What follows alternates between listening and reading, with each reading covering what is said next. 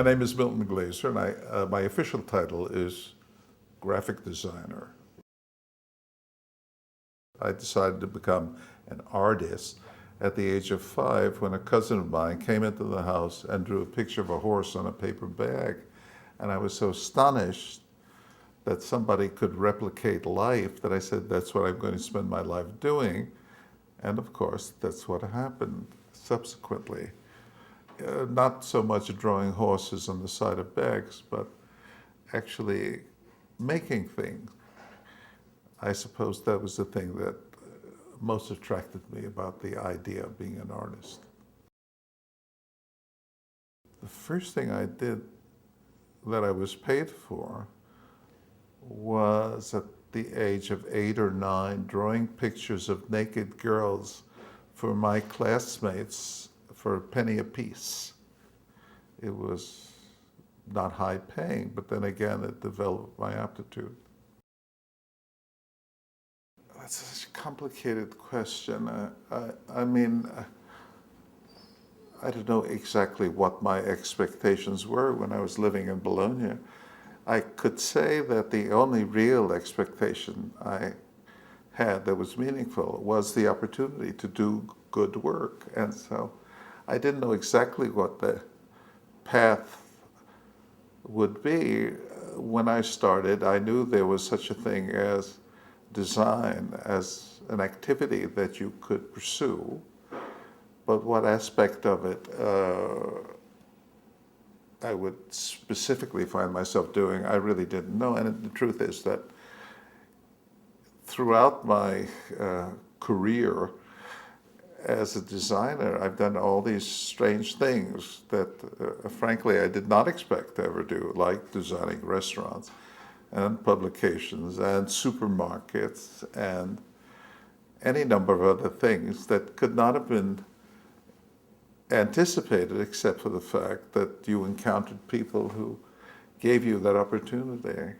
When I was in Bologna, I was toying with the fact that becoming a graphic artist in the sense of doing prints, that I discovered afterwards that the designation graphic artist is mostly used now to describe people who do book jackets and album covers and all other things that have only a casual relationship to the world of art.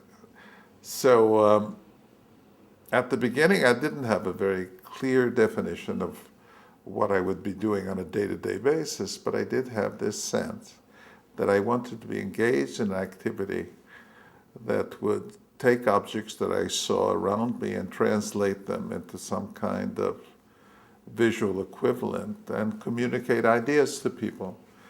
I know that sounds vague, but that was as specific as I was getting.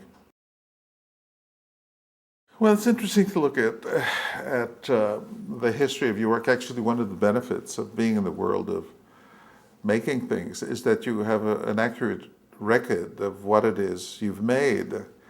And for most of us, the past is a mystery.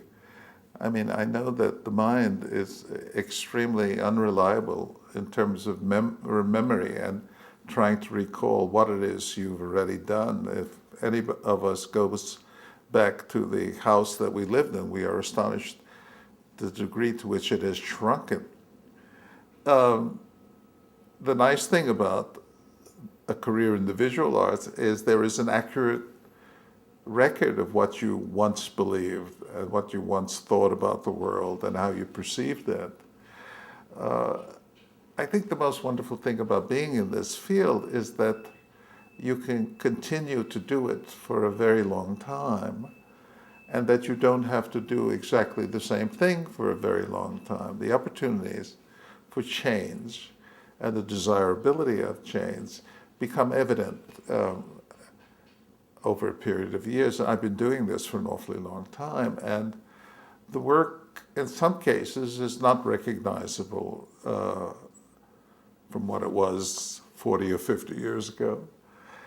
And one hopes that the change is to become broader and deeper and simpler and more compelling as you go along. I I don't want to be immodest, but I think my work has gotten less complex, more direct, and I'm more effective at communicating ideas in a way where they remain potent. My work was also more illustrative, more interested in a particular manifestation of style, and so on in the early years. And it became less involved with issues of style and more involved with issues of clarity and effectiveness. In terms of art movements, well, I've been persistent in using the history of art as my basic resource. And my favorite periods are certainly the Viennese Secession and American modernism, and my attachment to Italy and the Renaissance and Piero del Francesca. And the two poles of my affection and experience and influence are Morandi, who I studied with, a fantastic show here at the Metropolitan that was profound and deep and incredibly moving. He was a man who wanted nothing. He didn't want women or success or fame or money. And alternately, Picasso, who wanted everything. He wanted all the money, all the fame, all the women. And I find my personality in life bouncing between those two models. There's this stupid overlap between the two that no one understands. And the lack of distinction between art and design and art and non-art is so puzzling to people. And everybody wants to be an artist because in terms of status, there's almost nothing better you can be in almost any culture, basically because art is terribly important as a survival mechanism for any culture. As a result, the people in primitive cultures who can create art as such are those who are highly respected, and that basically occurs in sophisticated cultures as well. But the only purpose of art is that it is the most powerful instrument for survival. That art is so persistent in all our cultures because it is a means of the culture to survive. And the reason for that, I believe, is that art at its fullest capacity makes us attentive. That if you look at a work of art, you can re-engage reality once again, and you see the distinction between what you thought things were and what they actually are. Because of that, it is a mechanism for the species to survive. And because of that, it is terribly important in human consciousness. I also believe that, curiously, that beauty, which is very often something we confuse with art, is merely a mechanism to move us towards attentiveness. You realize we all have a genetic capacity and need to experience beauty, but beauty is not the ultimate justification for art. It is merely the device by which we are led to attentiveness. Anyhow, this is all very complex, and I've been thinking about it most of my life, and now I finally feel that I can distinguish between what is art and what is not. And my distinction is, if it moves you to attentiveness, it is art. If it doesn't, it's something else. Well, you know, the odd thing about it is to examine the art world, so-called, and examine the real world. The art world is concerned primarily with money and status, and that's linked to people's need to elevate themselves and also to invest in objects that will have a good return. Of course, that is not the standard by which people really interested in art would judge art. And I'm always amused by the definition of fine art, because I never knew what the word fine meant until I looked it up and found out that fine, as applies to art, is a term used in metallurgy. It means that you apply heat to metal of sufficient intensity so that the impurities are burnt off. Well, with that definition, you begin to understand something about the subject, and also you say, well, what are the impurities of art? Well, my belief is that the impurities of art are everything that does not contribute to its function of producing attentiveness. And of course, those impurities are largely status and money. And then you look at what's reported and talked about in the art world, and it's always about the money. The leading issue that people care about in the world of art is what the Bonnard sold for, $40 million at a time which broke all records. And so, well, who cares about what the Bonnard sold for in terms of art? That's one of the impurities, except that it is the focal point and the central issue in art as it is observed in our culture today. There have been 1 million encounters, at least, but certainly one of them was when a friend took me to the Frick. I was 18, to show me the first Piero della Francesca I'd ever seen. And I almost fainted when I saw it.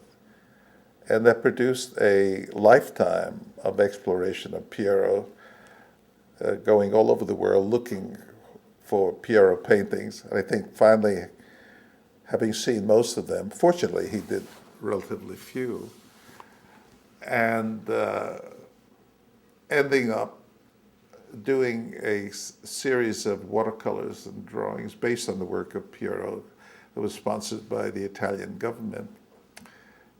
That was actually shown a few years ago in Piero's home in San Sepolcro, which has to be one of the great things that could happen to anyone who was as obsessed as I was.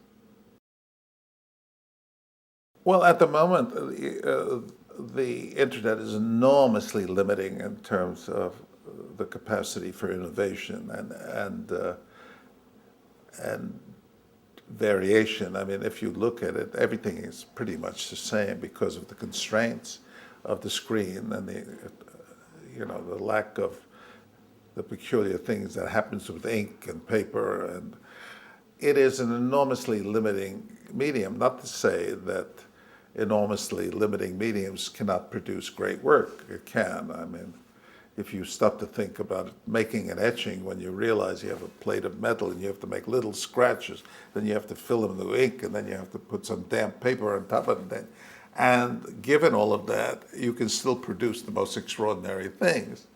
You realize that limitation of materials and scale and so on are not the central issue, except for the fact that when you look at the electronic world, you just realize that the amount of repetition and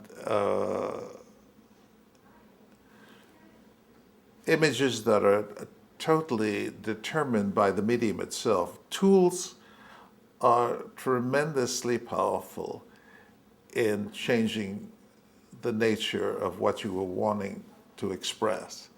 There's a big difference between doing a drawing of something with a pencil on a sheet of paper and trying to recreate that experience from existing material that you assemble on a screen. And curiously, the pencil and paper turns out to be the most potentially expressive medium for reasons that are very complex to understand. So in truth, there is no really profound limitation on what you can do in terms of the imagination on a screen electronically. But as it turns out, the material that you produce is so dominated by the peculiarities of electronic transmission that when we look at it, we see so many things that look exactly the same. It turns out to be, as is often the case, first it feels like the most enormously potential instrument that any designer could have. And then it turns out to be something that so dominates your thinking process that you have to be very wary and very suspicious of its power. Well, it's a bad development. I mean, and it exploits the innocent, and it very rarely produces good results. I mean, it's not that some very beginning person can't do good work, or even something about the fact that statistically, if you get 1,000 pieces, you're likely to find one that is excellent and so on. My experience with all this sort of free work and general calls for submission is that they produce very low-level responses. It is also a real exploitation of the innocent, and people are so desperate to find a way of becoming visible that you can get anybody to work for nothing. One of the curious things that happens in the field is that because our activity is linked to the arts, and the arts are not supposed to be concerned with money. After all, money is impure, it's not fine. There's tremendous amount of inquiry about free work. You can, as I probably have in the last 2 weeks, you can get 20 calls from people who want and expect you to do something without being paid for it because of visibility or because you're not supposed to be interested in money. Well, that's not exactly the case. And so it is, I think, fundamentally exploitive. You wouldn't go into a butcher shop and ask for a pound of steak without anticipating that you would have to pay for it. Well, that's a complex question. I mean, the question of the degree of skill and classicism in anyone's makeup it depends very much on context and capacity. I mean, people have different aptitudes. It is possible to be self-taught in any area, but the issue of whether somebody should have a classical education depends very much on genre. For instance, is it necessary to have a classical education in music? Well, if that means to develop skills and understanding about composition and also to be able to play a piano or any other instrument where you can express your ideas, I would say you'd be severely limited if you couldn't do those things. I think the same thing is true in the world of design. I'm totally obsessed with the idea of drawing as being the fundamental tool and instrument by which you understand what you're looking at. And there is no replacement for that. The idea of looking at something, letting it enter your brain, transforming it, moving it down the neurological path to your hand, moving your hand to create something that can be evaluated by your brain and corrected, that iteration, that conversation between the mind and the hand, it seems to me, is the way we learn what is real. And the issue in the arts very often is that question, what is real? And the distinction between what we pre-imagine the world to be and what enables us to see it with clarity and understanding. So there is nothing that I know of or have experienced that enables us to engage the world better than the act of drawing and be able to create form as we see it. You know, people spend their entire life trying to learn how to draw, and then after years and years of effort, they discover that they can successfully replicate what's in front of them. It's the kind of drawing that appears in all the art classes and all the studios as people learn how to do it in the world. And then finally you learn that you can represent what is in front of you accurately. At the same time, you learn that is not the point. That is only the beginning of the real point, which is how to engage what is real. My general advice to the young, well, you have to work like hell. I mean, there's no issue about being a natural genius and then falling into opportunities that will support it. Nobody's interested in supporting genius. Malcolm Gladwell's book, recent book, defined 10,000 hours is the amount of time anybody has to put in to attain mastery. I love the fact that he was able to quantify that, and I would quite agree that that is a good number before you begin to understand what it is you're doing. So the first thing I would say is put in your 10,000 hours. And after that, simply don't get stuck in your own belief system.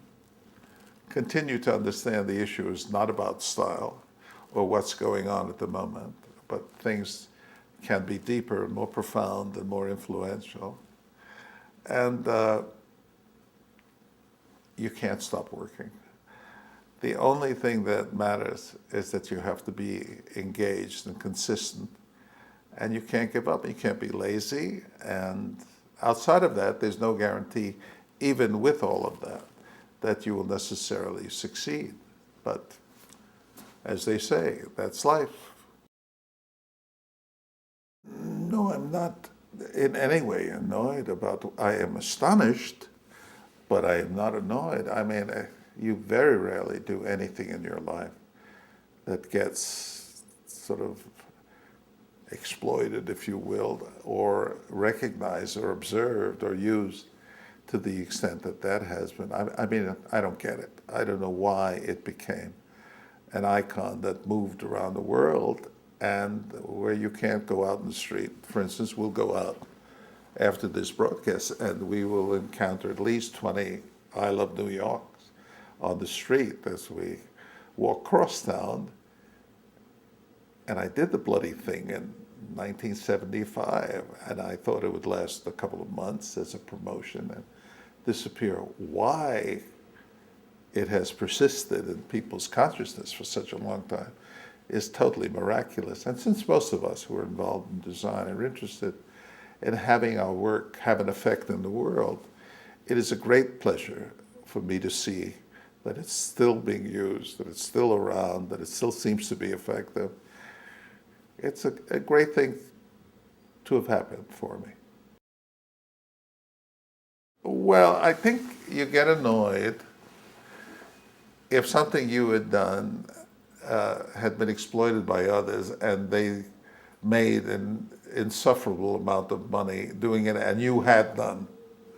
So under those conditions, I could see somebody getting angry because I could have, and so on.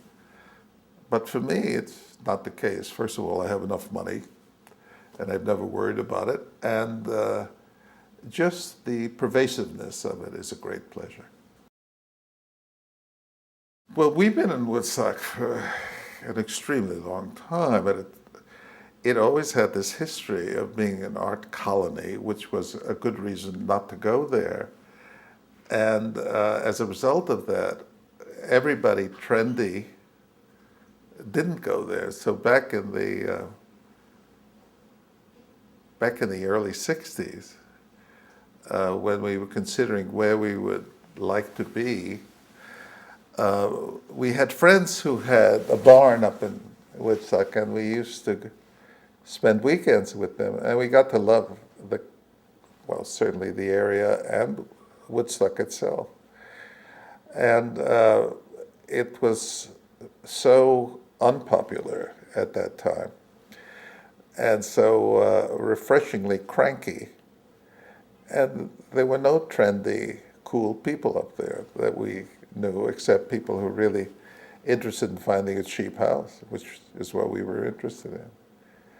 So we went there. Most of our other friends ended up in the Hamptons.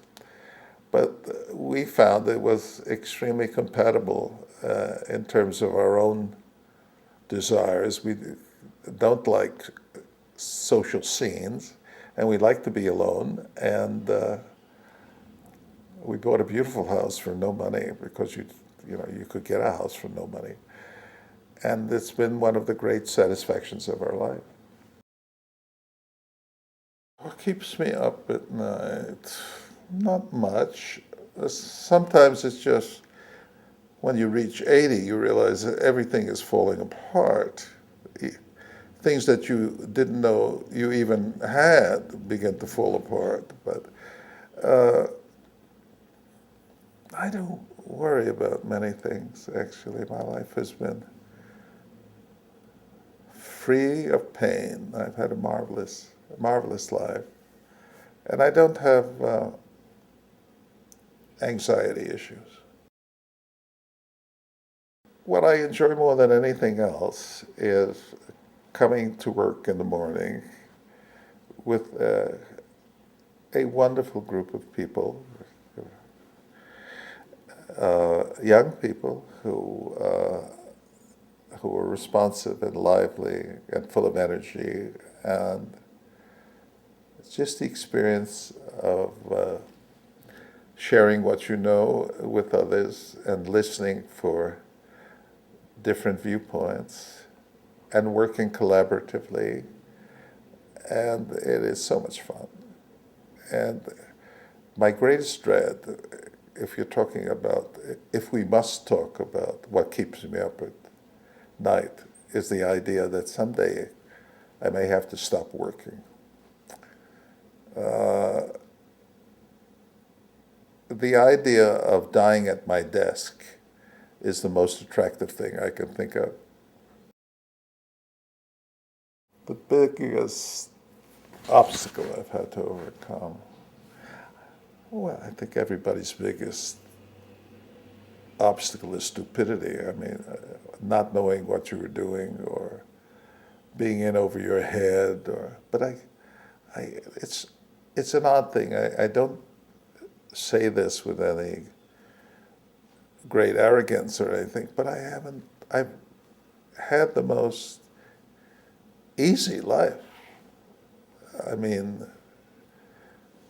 everything I ever dreamed I would want to accomplish, excuse me for this, but basically I've done. And I do not, at this point, experience my life as having in any way been difficult.